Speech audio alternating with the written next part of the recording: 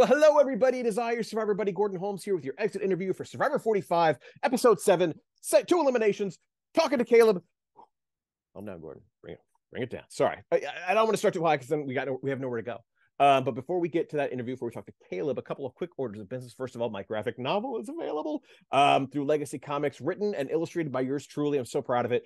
Check it out. It's called The Bad Guy. I'll put the link down below. It's about a professional wrestler who's dealing with some issues at home. It's not really about professional wrestling. It's really about marriage and life. And it's got a really great heart, if I do say so myself. Check it out. Only $5. If you enjoy what I do here, if you want to help support the channel, that's a great way to do it. Again, links down below at Legacy Comics. Also, my Survivor recaps are available every Wednesday on my Substack. Again, we'll have a link down below for that as well. Every Wednesday, we recap what happened and then break down the individual players, give them a grade, how we think they did. Also, the Survivor power rankings are rolling along. Franny Marion is doing a fantastic job. Franny Marion from Survivor 44. She has a lead right now. Her insights are on point. It's such a great way to lead up into an episode. Again, her insights are perfect, and my insights are all right. I did call the D thing. I knew D's big toe was going to make a difference in that challenge last night. So again, check those out every Monday right here on this YouTube channel. And finally, like the video, subscribe to the channel, hit that notification bell. Does us a huge favor, gets us in front of more people. The more people that see us, the more stuff we can do. And with that said, let's see what Caleb has to say about last night's episode. Oh, born ready, can't get ready, you know? Oh, Caleb. Oh. Oh, Caleb. I don't know if you, my wife doesn't watch Survivor. She came home Wednesday night last week, and I explained her the whole dice thing, and I'm like, Caleb's perfect. Like, he's just a perfect, like, every word that leaves his face, everything he does is perfect. He's just too hot. He's got too much attention on him, and it finally caught up with you last night. I feel like that's what happened. Yeah, you know what? It's Survivor. I feel like you got to maximize the good luck, mitigate the bad luck, and you know what? One too many swords in me. You know what I mean? Yeah. So let's talk about Katura's move last night, where at first I was like, it didn't feel wrong to me, and that like when they come back together, she's gonna vote out the dude that everybody was trying to vote out the week before. It seems like it might bounce back on Jake. It was like, obviously don't go into spoiler territory, but like once you had a chance to sit with it, is that what you came to terms with? That she was coming after, then it makes sense to go after me since everyone else just... Yeah, that it wouldn't come back to bite her as like a backstabbing because she shouldn't have been working with you to begin with. Yeah, I mean, in hindsight, I'll always understand how scary it is to go to rocks, especially with 12 people left in the game, and that it's an easier vote considering that everyone just voted me on the last tribal council. You know, my pitch to Katora was, listen, I actually want to work with you. Like, I've always looked out for you, even if I haven't told you everything. I treated her like I treated Emily. You know what I mean? Emily logically got what she was left out of from information, but Katura, I think, was jaded from her past experiences on Bello, right? And so that combined with, I think, Jake's conversation with her, where she heard about the rings, and I think she legitimately got worried that, you know, I was getting fooled as opposed to just being left out. I think that's what combined into hurting us. And, you know, I think it's easy to see on the show that I was looking out for her. This is my strat. I always scoop up the people on the bottom. I love the people at the bottom. I don't even know why half of them are on the bottom to begin with, right? And so it is what it is. I just was like, listen, you're on the bottom of Bella, I'm on the bottom of Bella. Listen, I've been working with Emily. She was saying my name on day one. Like, it just is what it is. We have to work with the numbers that we have, and I think that, like, we can look out for each other and play this game. I mentioned that I felt like you were just too hot. As far as like the attention you were getting from all the moves you were making, like when you came to raid the camp, they even said they're like, this guy's clearly got something going on. Is that the product of being part of a tribe that just was a dumpster fire, and you kind of like had to hit the ground scrambling? Like if you were on Bello or if you were on Reba, you could have started a little slower. Yeah, I think especially like physically, I was becoming already more and more of like a glowing target because I was having to step up and do more hero-esque things when I would have been happy kicking back and being Bruce's lackey. You know what I mean? Yeah, I think that you know, like there's so many things. Like, you got the raid. It's like I get this goodwill advantage. Am I supposed to just dump it in someone's bag? Like, the one-on-one was the first thing I could think of. I don't know what it is. I tell you, I go to a wedding as a +1, and I tell my girlfriend, I'm like, listen, you know, I'm gonna blend in. I don't need this. Like, I'm tired, and I don't know what it is. The crowd. I always get it's something animated. You know what I mean? Caleb. And yeah, it was a tough time. It's a tough time. I really, and I tell you, I tried to downplay it so hard. I've never seen myself smile less on TV or just in general. I tried to not be the star in group conversations, but ultimately, I don't know. It's something I gotta look in the mirror, you know? No, I know. And I feel like, being a charismatic genius is such a burden. It's so rough on us guys. Let's see what else we This got interview's here. going awful. You're like, normally Gordon's like, he's like the nicest one, but not today. Yeah. So like, when going back to, you rolling the die feels weird. What was the conversation like with Emily when she told you you should do the shot in the dark? Did you give her your blessing to vote for you? What was that conversation like? You know what? Emily was the first person to tell you about Shot in the Dark, but also Jake and Sifu also told me to play my Shot in the Dark. And in addition, Kelly and Couture were like, "Oh, well, the votes are coming your way," and they didn't circle with me at the end and be like, "Just play your Shot in the Dark." But I knew that it was pretty clear that that's what they had to do, right? So when Emily talked to me, I think she gave it a good try. She was like, "Here's the person you have to talk to. Talk to Drew. You get Drew. You get the guys. I think you really that's the person you got to bring in." But I also very much understood that she wasn't going to tank her game for me either. Like, she's a logical player and knew she probably was going to have to move on without me, although she'd work with me if she could get the numbers. She wasn't going to tank her game for it. And so, like, even seeing the stuff on tonight's episode, I feel like she registered that 6 hours earlier or 12 hours earlier. Do you know what I mean? I felt like Jake was working really hard. Like, talk to Julie now, talk to Jake. Like, like he was trying everything and until late in the day. And I know Couture was also working on Blue very hard. Yeah. I went from being like, Shot in the Dark's kind of dumb to like, Shot in the Dark. So thank you for helping me buy into that one.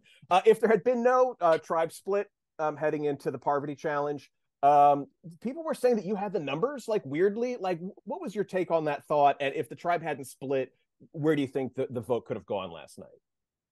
I'm telling you, everyone is gonna believe their own narrative. So take it with a grain of salt. But I genuinely felt like I had Here's I'm here for your narrative, right? Yeah. And I'm telling you, I really did feel like I had a really good base of people I could trust. The thing is, we didn't have the numbers because, of course, all of my Lulu mates were already like, flying home with Sifu, back to home, So I felt like I had Emily really close. I felt I had Kelly and Jake. I felt like I had Katura, and I felt like I had flipped Kendra. Really, if you hear people talking about how Kendra and Katura were so happy that I made it through that tribal council, I really felt like I had 5 people plus myself out of 12. So I really did think we could flip Sifu, who told me to play my Shot in the Dark, who was definitely on the bottom of red. Let alone Bruce, right? So I really did think that, which, by the way, thank God I got voted out, so that way, I could save my breath, because obviously, like, where would that have gone? I really do think that, we could have snuck up on red, and the number one person who I wanted to vote out from that side was Drew, just because I didn't think that the guys, the Austin Seafoods, should have voted me out. I felt like, as a fellow Shield, it didn't make sense for their strategy, and so I felt like Drew had more power than I realized with that side of the group, and I didn't realize the strength of probably the core 4 alliance, which I know there's going to be some group consensus in that. At the point you left the game, did anybody have a clue that Austin had that idol? Not as far as I know. Okay. I will say, in my defense, I blocked out after I heard safe.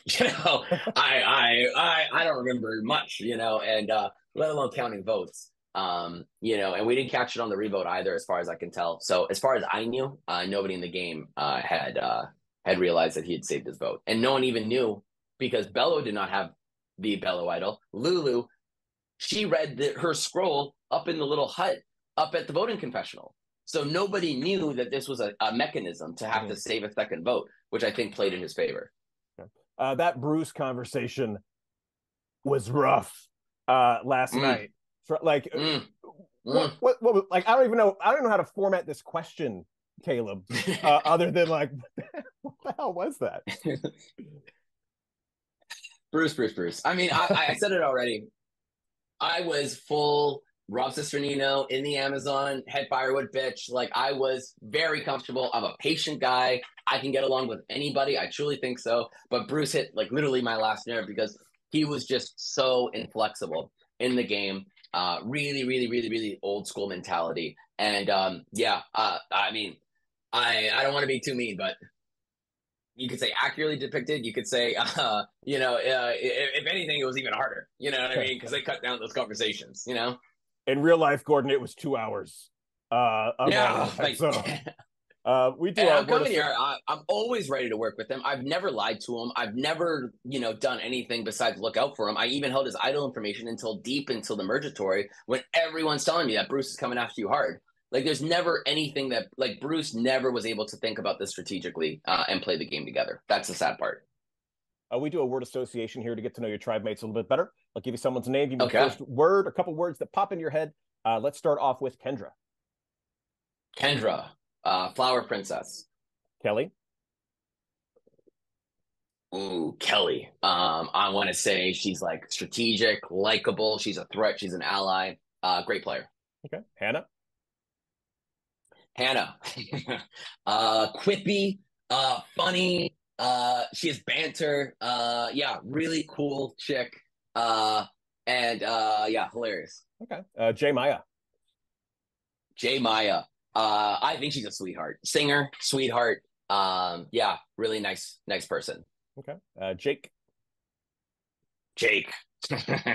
Boston, jokester, gamer, player.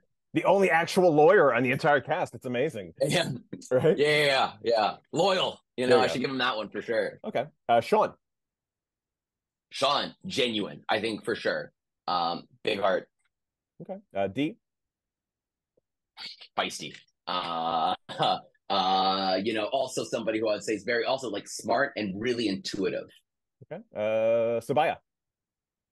I called her in my notebook of preseason nicknames. I called her Big Balla, and so I'll go Balla for sure. Okay, everything she does. All right, Drew. Drew, Lanky Blanky. What's that? Lanky Blanky? Yeah. All right. Brandon. Bladder. Oh. Let's try Sifu. Great guy, funny, yes. Hilarious. Super fan. Okay. Sifu. Ooh, very genuine as well. Meat shield, beast. And just it's funny. Obviously he's a little crazy on the show a little bit, but big sweetheart, big teddy bear. Okay. Austin. Ooh, sneaky smart, you know what I mean? And loyal, I think, not to me, but like to his people. Man, you were in there with everybody. There's like 40 names. Bruce. Ooh, emotional, hard-headed, boomer, unstrategic. Julie. Great guy. Right. Julie. Oh, gangster, scary. Oh. Guarded, but genuine. Okay. Katura. Ooh, that's a hard one. I would say really funny and I'm